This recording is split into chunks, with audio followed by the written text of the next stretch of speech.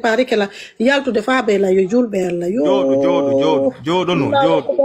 jodo rasulullah sallallahu alaihi wasallam remo ngande fenali ko TikTok tubi yo joma la ilaha illallah muhammad rasulullah sallallahu alaihi wasallam la ilaha illallah he kan soni mi anda si ko do mi wone si ko le yo fa be lan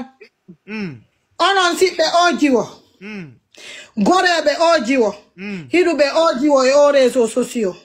nodde ojiwo mi tori kema an ko honno jiwo innete mi jeegi ma waɗu fi nene ma jara waɗa fi ɓiɓɓe ma ɓen si tawi nene o e nene gotoɓe o hi o vidéo si tawi ɓe immaki ɓe ari ɓe nangi o ɓe naadi mo e suudu ɓe soki ma ɓe jaɓi ɗi téléphone ji maɓɓe hara e nene makko jara yiɗamo si tawi ɗum ɗo yalti si tawi goɗɗo yi ɗum ɗo jokka e ɓiɓɓe makko ɓen hanyande jiwo ko honno innate mi anda inde makko de wata ni puf mi anda yo mi anda jiwo accu fi Allah accu seede mun ko césarien o heɓiri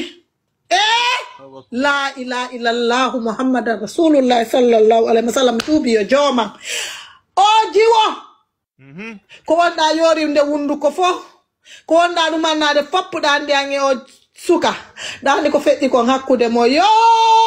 la ilaha illallah muhammadan rasulullah sallallahu alaihi wasallam tuubi ko min la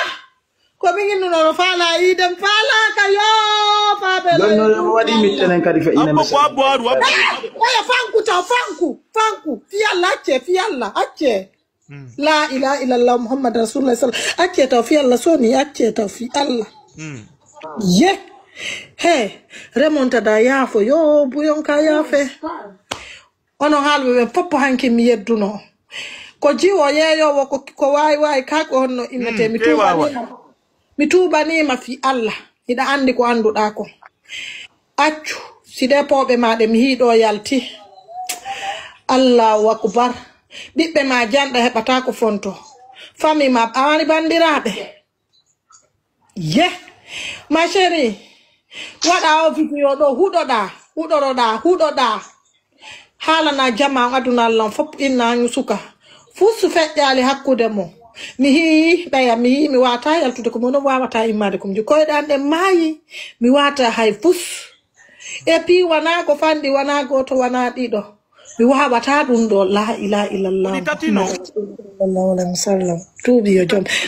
soni sa yawata darde mama solution acca mi lanintinoɗo fi Allah ɓay surtout a confirme a wawata ko mi kon kono marron ko haalon kusinamo waɗa joni ko ɗum non bari yaafo miɗo yiɗuma miɗo teddini on o poppu mon ɗon andi ko on ɗum miyi oji ono joɗade bimbe kikide ko réseau sociaux mo andi jaka fi makko no wayno poppu no ardi aduna jeediɗo mari bandiraɓe an hande hen sa ex meɗo acca miyiɗa haala hay goto mbiɗa nande hay goto komi woni ɗo sesta fiyalla accu miɗo yiɗuma mi yiɗaji en diskitu fiyalla oji ono arde ñande wo ñande ɗuman o vidéo mo waɗɗo yeddi o haali o ɗumani mo andi mo wirti si tawi ɗum ɗo yalti ko onnu kanko hersata on aske o ñii komi yi ko on ko onnum ɓeɗo kadi addinaninan ɗum ɗo mi andoni fo mimi nani kanko ngoɓe walodi kono hani mi sutaji ɗum makko on ko yalti kon fes ari mi yaali ɗum ɗo fes monde halu noye onni non wawa ari mi yaali ɗum ɗo yo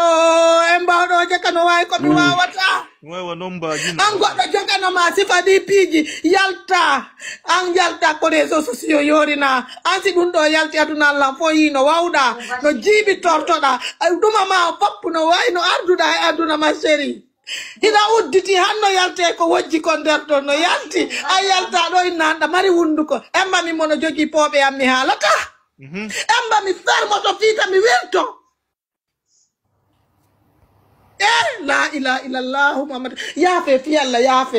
yaafe soni waɗam mit fi Allah min tum mi haalitoga waɗam mit mi haalitoga min tum fi Allah ra goɗɗo nantala waɗam la famille soni ko mi wala non mi wonno mi woldeno tu vois hay mi gaynali woldeno de toute façon voilà min ko ɗum mi wolno dila ko debbi